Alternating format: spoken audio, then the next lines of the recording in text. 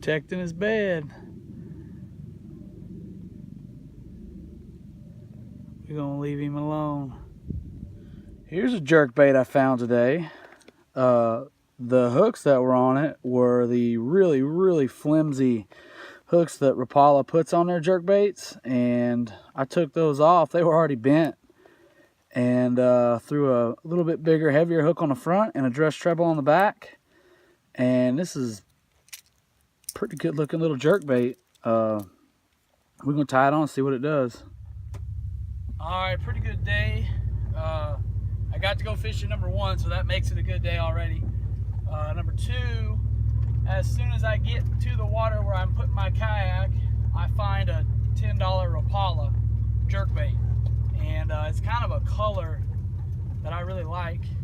Kind of been wanting to get, and it's a suspending jerkbait, so pretty pumped about finding that. And then to top it off, I caught 8 fish, so I beat the skunk. So you can't really complain. That's a pretty good day.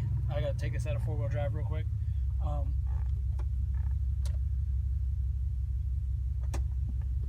And then yeah, so what I learned today was stick with what's working. It's kind of an obvious statement, kind of a duh, but it's not something you always do. And the reason why I didn't stick with what I caught fish on was I caught a fish early on a jig, and I didn't get bit the rest of the day. And probably 2/3 of the way through the day, I decided to start throwing a swim bait, and I had thrown a spook around a little bit, nothing on that.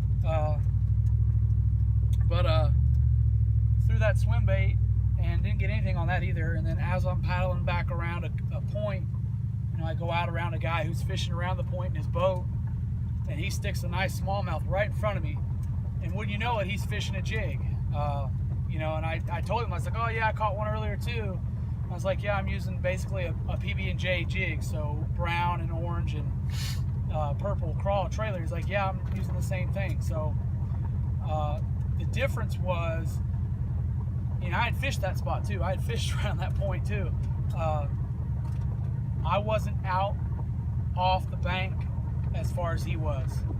And I think the last 2 days, it's been super windy, and the temperatures dropped about 10 degrees. So basically a cold front moved in, and I think it may have pushed the fish out a little bit, at least the fish that weren't spawning, because there's fish on bed.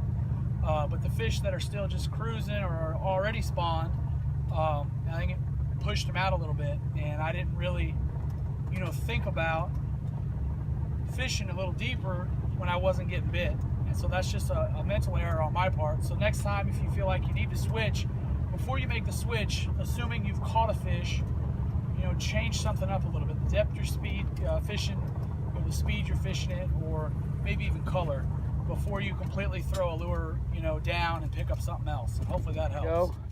Got one on the jig. No, that's a rooster tail, my bad. I meant rooster tail, yeah.